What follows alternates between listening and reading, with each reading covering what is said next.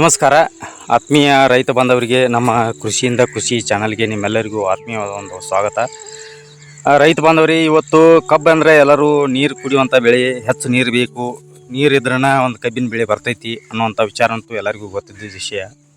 ಇಲ್ಲಿ ಏನಾಗೈತೆ ಅಂದ್ರೆ ಹೆಚ್ಚು ಕಡಿಮೆ ನಾವು ಆ ನೀರು ಹೆಚ್ಚು ಕೊಟ್ಟಿವಿ ಅಂದ್ರೆ ನಮ್ಮ ಕಬ್ಬಿನ ಬೆಳೆ ಇಳುವರಿ ಸಿಗಂಗಿಲ್ಲ, ನಮ್ಮ ಭೂಮಿ ಬರಡು ಆಕೈತಿ. ಕಬ್ಬಿನ ಬೆಳೆಯಿಂದ ನಮಗೆ ಸಾಕಷ್ಟು ತೊಂದರೆ ಆಕೈತಿ. ಮುಂದಿನ ಬೆಳೆ ನಾವು ಯಾವುದೇ ಮಾಡಿದ್ರೂ ನಮ್ಮ ಭೂಮಿ ಸೌಳ ಜೌಳ ಅಂತ ಹೇಳಿ ನಾವು ಹೆಚ್ಚು ನೀರು ಕೊಟ್ಟಿವಿ ಅಂದ್ರೆ ನಮ್ಮ ಭೂಮಿ ಬಾದಾಕೈತಿ. ಅದರಿಂದ ಉಪ್ಪಿನಾಂಶ ಎಲ್ಲ ಮ್ಯಾಲೆ ಬರ್ತೈತಿ, ಲವಣಾಂಶಗಳೆಲ್ಲ ಮ್ಯಾಲೆ ಬರ್ತಾವೆ. ಹೀಗಾಗಿ ಈ ಒಂದು ಮಾಹಿತಿ ನಿಮಗೆ ಒಂದು ಒಳ್ಳೆಯ ಮಾಹಿತಿ ಅಂತ ತಿಳ್ಕೊಂಡು ಈ ಒಂದು ವಿಡಿಯೋ ಮಾಡೋದನ್ರಿ. ದಯವಿಟ್ಟು ವಿಡಿಯೋ ಸ್ಕಿಪ್ ಮಾಡಬೇಡ್ರಿ, ಪೂರ್ತಿ ಒಂದು ಮಾಹಿತಿ ತೊಗೋರಿ. ಯಾಕಂದ್ರೆ ಈಗ ಭೂಮಿ ಒಳಗೆ ನಾವು ಎಲ್ಲ ಗೊಬ್ಬರ ಕೊಡ್ತಿರ್ತೀವಿ. ಒಂದು ಯೂರಿಯಾ ಗೊಬ್ಬರ ಕೊಡ್ರಿ, ಒಂದು ಯಾವುದೋ ಒಂದು ಫರ್ಟಿಲೈಸರ್ ಕೊಡ್ರಿ, ಒಂದು ರಾಸಾಯನಿಕ ಗೊಬ್ಬರಗಳನ್ನ ಯಾವುದೋ ಕೊಟ್ರು ಮಿತವಾಗಿ ನಾವು ಕೊಡಬೇಕಾಕೈತಿ. ಎಷ್ಟು ಬೇಕು ಅಷ್ಟು ಪ್ರಮಾಣದಾಗ ನಾವು ಕೊಟ್ರೆ ಅಷ್ಟೇ ನಮಗದ ಒಂದು ಅನುಕೂಲ ಸ್ಥಿತಿ ಅವೈಲೇಬಲ್ ರೂಪದಾಗ ನಮ್ಮ ಬೆಳೆಗೆ ಸಿಗ್ತೈತಿ. ಹೆಚ್ಚು ಕಡಿಮೆ ನಾವು ಏನಾದ್ರು ಹೆಚ್ಚು ಕೊಟ್ಟಿವಿ ಅಂದ್ರೆ ಅಲ್ಲಿ ಅದ ಒಂದು ಅಮೃತ ಕೂಡ ಒಂದು ವಿಷಯ ಆಕೈತಿ. ಅಂದರೆ ಹೆಚ್ಚಾದ್ರೆ ಯಾವುದಾದ್ರೂ ಮಿತಿ ಅನ್ನೋದೊಂದು ಇರ್ತೈತಿ. ಈ ರೀತಿ ನಾವು ಈ ಒಂದು ಗೊಬ್ಬರ ನಿರ್ವಹಣೆ ಆಗಿರ್ಬೋದು, ಒಂದು ನೀರಿನ ನಿರ್ವಹಣೆ ಆಗಿರ್ಬೋದು, ಇದನ್ನೆಲ್ಲ ನಾವು ಪ್ರತ್ಯಕ್ಷವಾಗಿ ಯಾರನ್ನೂ ನಾವು ವಿಚಾರ ಮಾಡಿ ನಾವು ಎಷ್ಟು ಬೇಕಷ್ಟು ಪ್ರಮಾಣದಾಗ ನಾವು ಕೊಟ್ಟಿವಿ ಅಂದ್ರೆ ಅಷ್ಟೇ ನಮ್ಮ ಭೂಮಿಗೆ ಹಿತವಾಗಿ ಮಿತವಾಗಿ ನಮಗೊಂದು ಒಳ್ಳೆಯ ಇಳುವರಿ ಸಿಗಾಕ ಒಂದು ಅನುಕೂಲ ಆಕೈತಿ.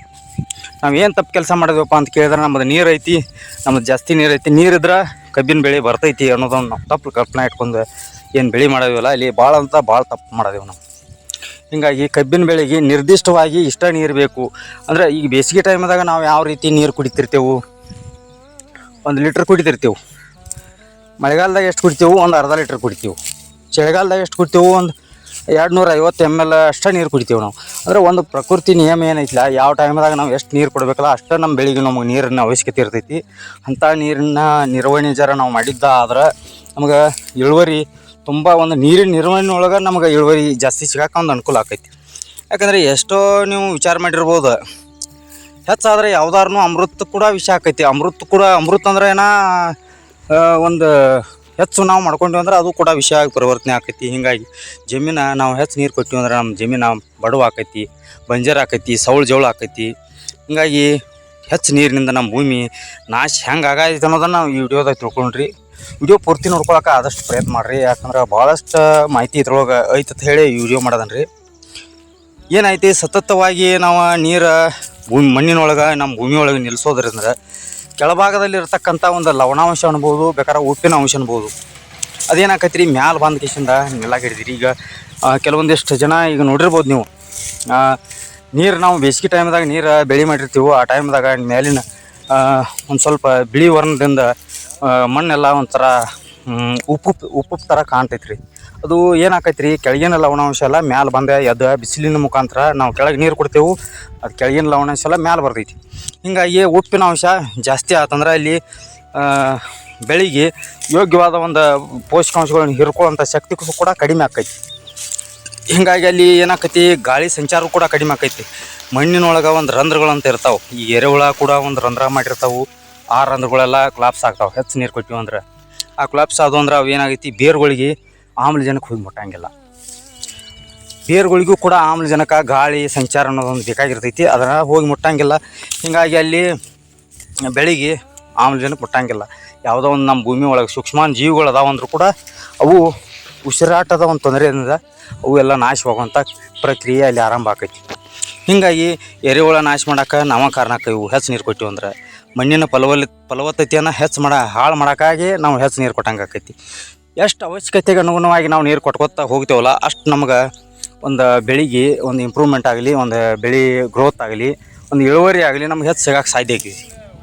ಹೀಗಾಗಿ ತೇವಾಂಶದಿಂದ ಅತಿಯಾದ ಒಂದು ನೀರಿನ ಅಂಶ ನಮ್ಮ ಭೂಮಿ ಒಳಗೆ ಸಿಕ್ತಂದ್ರೆ ಅಲ್ಲಿ ಬ್ಯಾಕ್ಟೀರಿಯಾಗಳ, ಎರೆಹುಳ, ಸೂಕ್ಷ್ಮ ಒಂದು ಜೀವಿಗಳು ಏನದಾವಲ್ಲ ಎಲ್ಲನೂ ಒಂದು ಉಸಿರಾಟದ ತೊಂದರೆಯಿಂದ ಎಲ್ಲ ಸತ್ತು ಹೋಗುವಂಥ ಪ್ರಕ್ರಿಯೆ ಆಕೈತಿ. ಹೀಗಾಗಿ ನಾವು ಒಂದು ಕಡಿಮೆ ಪ್ರಮಾಣದಾಗ ನಮ್ಗೆ ಎಷ್ಟು ಅವಶ್ಯ ಬೇಕಲ್ಲ ಅಷ್ಟು ನೀರಿನ ಪ್ರಮಾಣವನ್ನು ನಾವು ಕೊಟ್ಕೊತ ಹೋಯ್ತು ಅಂದ್ರೆ ನಮ್ಮ ಬೆಳೆಗೂ ಯೋಗ್ಯವಾದ ಒಂದು ಇಳುವರಿ ಸಿಗೋಕೆ ಒಂದು ಸಾಧ್ಯ ಆಕೈತಿ. ಮತ್ತು ಏನಾಕೈತಿ, ಹೆಚ್ಚು ನೀರು ಕೊಟ್ಟಿವಿ ಅಂದ್ರೆ ಹೆಚ್ಚು ಜಾಗದ ಮೇಲೆ ನೀರು ನಿಂತಂದ್ರೆ ಇಲ್ಲಿ ಬೇರು ಕೊಳ್ಯಾಕು ಚಲೋ ಆಕೈತಿ. ಬೇರು ಕೊಳೆಯೋದ್ರಿಂದ ಬೇಕಾದ ಪೋಷಕಾಂಶಗಳಂತ ಹೀರ್ಕೋಂಥ ಶಕ್ತಿ ಆ ಬೇರುಗಳೆಲ್ಲ ಕಳ್ಕೊತಾವೆ. ಹೀಗಾಗಿ ನಾವು ಕೊಟ್ಟಂಥ ಒಂದು ಪೋಷಕಾಂಶಗಳಾಗಿರ್ಬೋದು ಎಲ್ಲರೂ ಅವೈಲೇಬಲ್ ರೂಪದಾಗ ಅಲ್ಲಿ ಸಿಗಂಗಿಲ್ಲ. ಹೀಗಾಗಿ ನಾವು ಏನೋ ಒಂದು DAP ಕೊಡಲಿ, ಯೂರಿಯಾ ಕೊಡಲಿ, ಒಂದು ಯಾವುದೋ ಒಂದು ಪೋಷಕಾಂಶಗಳನ್ನು ನಾವು ಕೊಟ್ಟಿರ್ತೀವಲ್ಲ ಅದೆಲ್ಲ ವೇಸ್ಟಾಗಿ ಹೋಗ್ತೈತಿ. ನಮ್ಮ ದುಡ್ಡು ವೇಸ್ಟಾ, ನಾವು ವೇಸ್ಟಾ ಅನ್ನಂಗಾಗಿ ಅಲ್ಲಿ ನಾವು ವೇಸ್ಟ್ ಮಾಡ್ಕೊಳ್ಳೋದೆವು. ಹೀಗಾಗಿ ನೀರು ಎಷ್ಟು ಬೇಕು ಅಷ್ಟು ಪ್ರಮಾಣದಾಗ ಕೊಡ್ಬೇಕಾಗ್ತೈತಿ. ಪೊಟ್ಯಾಶ್ ಬೇಕಾಗಿರ್ತೈತಿ, ಆ ಟೈಮ್ದಾಗ ನಾವು ಪೊಟ್ಯಾಶ್ ಕೊಡೋಂಗಿಲ್ಲ. ಪೊಟ್ಯಾಶ್ ಬೇಕಾದ ಟೈಮ್ದಾಗ ನಾವು ಫಾಸ್ಫರಸ್ ಕೊಡ್ತೇವೆ. ಫಾಸ್ಫರಸ್ ಬೇಕಾದಾಗ ನಾವು ನೈಟ್ರೋಜನ್ ಕೊಡ್ತೇವೆ. ಹೀಗೆಲ್ಲ ಒಂದು ಪರಿಕಲ್ಪನೆಯಿಂದ ನಾವು ಯಾವ ಟೈಮ್ದಾಗ ಏನು ಬೇಕಾಗಿತ್ತು ಅದನ್ನು ತಿಳಿದು ಕೊಡೋಂಗಿಲ್ಲ. ಹೀಗಾಗಿ ನಮ್ಗೆ ಇಳುವರಿ ಲಾಸ್ ಆಗತ್ತವು. ಮತ್ತು ಸಾಕಷ್ಟು ಜನರಿಗೆ ಎಷ್ಟೋ ಜನರಿಗೆ ಗೊತ್ತಿಲ್ಲ, ನೀರಂದ್ರೆ ಕಬ್ಬಿಗೊಂದು ಅತಿ ಪ್ರಮುಖ ಒಂದು ಪೋಷಕಾಂಶ ಅಂತ ನಾವು ತಿಳ್ಕೊಂಡೆವು. ನೀರು ಅವಶ್ಯಕತೆಗೆ ಅನುಗುಣವಾಗಿ ನಾವು ಕೊಟ್ಟಿವಿ ಅಂದ್ರೆ ನಮ್ಗೆ ಬೇಕಾದ ಟೈಮ್ದಾಗ ಅದು ಪೋಷಕಾಂಶ ಹಿಡ್ಕುವಂಥ ವ್ಯವಸ್ಥೆನೂ ಆಕೈತಿ. ಆಮೇಲೆ ಒಂದು ಉಸಿರಾಟ ಕ್ರಿಯೆನೂ ಆಕೈತಿ. ಹೀಗಾಗಿ ಬೇರು ಕೊಳೆಯೋದಾಗಲಿ, ಯಾವುದೋ ನಮ್ಮ ಪೋಷಕಾಂಶ ಕೊಟ್ಟದ್ದು ವೇಸ್ಟ್ ಆಗೋದಾಗಲಿ, ನಾವು ಕೊಟ್ಟಂಥ ಗೊಬ್ಬರಗಳೆಲ್ಲ ಸದ್ಬಳಕೆ ಆಗಬೇಕಾದ್ರೆ ನಾವು ಸರಿಯಾದ ಟೈಮ್ದಾಗ ಎಷ್ಟು ಬೇಕಷ್ಟು ಪ್ರಮಾಣದಾಗ ನೀರು ಕೊಟ್ಟು ಅಂದ್ರೆ ಅಷ್ಟು ಈ ಒಂದು ಸಾಧ್ಯ ಆಕೈತಿ. ಹೀಗಾಗಿ ತೇವಾಂಶ ಬೇಕಾದ್ರೆ ನೀರು ನಿಲ್ಲಬಾರ್ದು, ಭೂಮಿ ಒಳಗೆ ನೀರು ನಿಲ್ಲಬಾರ್ದು, ಬೇಕು ಅಂದ್ರೆ ನಮ್ಮ ಭೂಮಿಯಾಗ ನಾವು ಇವತ್ತು ನೀರು ಕೊಟ್ಟಿದ್ದೇವೆ ಅಂದ್ರೆ ಒಂದು 10-15 ನಿಮಿಷದೊಳಗಾಗಿ ಭೂಮಿ ಒಳಗೆ ಹಿಂಗುವಂಥ ಕೆಪಾಸಿಟಿ ನಮ್ಮ ಭೂಮಿಗೆ ಬೇಕು. ಆದರೆ ಎಷ್ಟು ಹೆಂಗತೈತಿಲ್ಲ ಅಷ್ಟು ನಮ್ಗೆ ಪೋಷಕಾಂಶ ಎಲ್ಲ ಸದ್ಬಳಕೆ ಆಗ್ತಾವೆ. ಮತ್ತು ಏನಾಕೈತಿ, ಈಗ ಹೆಚ್ಚು ಕಡಿಮೆ ನಮಗೆ ಕಬ್ಬು ಕಟಾವು ಆಗ್ತಿರ್ತೈತಿ. ಆ ಟೈಮ್ದಾಗ ದೊಡ್ಡ ಬೆಳೆ ಇರ್ತೈತಿ. ನಾವು ನೀರು ಕೊಟ್ಟರೆ ಅಷ್ಟೇ ನಮಗೆ ಕಬ್ಬಿನ ಇಳುವರಿ ಸಿಗ್ತೈತಿ, ಕಬ್ಬಿನ ತೂಕ ಬರ್ತೈತಿ ಅಂತ ನಾವು ತಿಳ್ಕೊಂಡು ಸರಿಯಾಗಿ ನೀರು ಕೊಟ್ಕೊಂತ ಹೋಗ್ತಿರ್ತೇವೆ. ಅದು ಒಂದು ತಪ್ಪಾದ ಒಂದು ಮಾಹಿತಿ ಅಂತ ಹೇಳ್ಬೋದು ಸ್ನೇಹಿತರೆ. ಯಾಕಪ್ಪ ಅಂತ ಕೇಳಿದ್ರೆ, ನಾವು ಕಬ್ಬು ಕಟಾವು ಮಾಡೋ ಹಂತದೊಳಗೆ ಹಿಂದಿನ ದಿವಸ ಒಂದು ತಿಂಗಳ ನಾವು ಆ ನೀರನ್ನು ಯಾವುದೇ ಕಾರಣಕ್ಕೂ ನಾವು ನೀರು ಕೊಡಬಾರ್ದು. ಯಾಕಂದರೆ ಇಲ್ಲಿ ನೀರಿನ ಪ್ರಮಾಣವನ್ನು ನಾವು ಹೆಚ್ಚು ಮಾಡಿದ್ವಿ ಅಂದ್ರೆ ಇಲ್ಲಿ ನಮ್ಗೆ ಸಕ್ಕರೆ ಅಂಶ ಅನ್ನೋದನ್ನು ಕಬ್ಬಿನ ಬೆಳೆ ಒಳಗೆ ನಮ್ಗೆ ಆಗ್ತಿರ್ತಿಲ್ಲ, ಅದೆಲ್ಲ ವೇಸ್ಟ್ ಆಗಿ ಹೋಗುವಂಥ ಸಾಧ್ಯತೆ ಸಾಕಷ್ಟು ಇರ್ತೈತಿ. ಹೀಗಾಗಿ ಕಬ್ಬಿನ ಬೆಳೆ ಒಳಗೆ ನಾವು ನೀರು ಲಾಸ್ಟ್ ಮೂಮೆಂಟ್ದಾಗ ಒಂದು ಇನ್ನು ಕಬ್ಬು ನಮ್ಮದು ಮುಂದೆ ಹೋಗೋದೈತೆ ಅಂದ್ರೆ ನೀವು ಒಂದು ತಿಂಗಳು ಹಿಂದಿರ್ತಾ ನೀವು ನೀರಿನ ಒಂದು ನಿರ್ವಹಣೆಯನ್ನು ಬಂದ್ ಮಾಡಬೇಕಾಗೈತಿ. ಮತ್ತು ಈ ಹೆಚ್ಚು ಕಡಿಮೆ ಎಲ್ಲ ರೈತರು ಏನು ಮಾಡ್ತಾರೋ ಹನಿ ನೀರಾವರಿ, ನಮ್ಮದು ನೀರು ಐತಿ ನಾವ್ಯಾಕೆ ಹನಿ ನೀರಾವರಿ ಮಾಡೋಣ ಅಂತ ಒಂದು ವಿಚಾರ ತಿಳ್ಕೊಂಡಿರ್ತಾರೋ. ಅದು ತಪ್ಪು ಕಲ್ಪನೆ. ನಿಮ್ಮದು ಸಾಕಷ್ಟು ನೀರು ಇದ್ರೂ, ಹೊಳಿನನ್ನು ಎಂಬುದು ಇದ್ರೂ ಯಾವಾಗೂ ಯಾವುದೇ ಕಾರಣಕ್ಕೂ ಹನಿ ನೀರಾವರಿಯನ್ನು ಅಳವಡಿಸೋದ್ರಿಂದ ಭಾಳ ಬೆಳಿಗ್ಗೆ ಎಷ್ಟು ಬೇಕಾದ ಪ್ರಮಾಣದಾಗ ನಾವು ನೀರು ಕೊಡೋಕೆ ಸಾಧ್ಯ ಆಕೈತಿ. ಮತ್ತು ಸಾಲು ಬಿಟ್ಟು ಹನಿ ನೀರಾವರಿ ಇಲ್ಲದೇ ಇದ್ದರೂ ಕೂಡ ನೀವು ಸಾಲು ಬಿಟ್ಟು ಸಾಲಿಗೆ ನೀರು ಕೊಡುವಂಥ ವ್ಯವಸ್ಥೆನೂ ಮಾಡ್ಕೋಬೋದು ರೀ. ಪ್ರತಿ ಒಂದು ನೀರಾವರಿ ಟೈಮ್ದಾಗ ನೀವು ಒಂದು ಸಾಲು ಬಿಟ್ಟು ಒಂದು ಸಾಲು ನೀರು ಕೊಟ್ಟಿರಂದ್ರೆ ಮತ್ತೊಂದು ಸರಿ ನೀವು ನೀರು ಕೊಡುವಾಗ ಇನ್ನೊಂದು ನೀರಿಗಾಗಿ ಆ ಟೈಮ್ದಾಗ ಯಾವುದೇ ನೀವು ಸಾಲಿಗೆ ನೀರು ಕೊಡದೇ ಇರತಕ್ಕಂಥ ಸಾಲಿಗೆ ಮತ್ತೆ ಹೊಳ್ಳಿ ವಾಪಸ್ ನೀರು ಕೊಡ್ಬೋದು.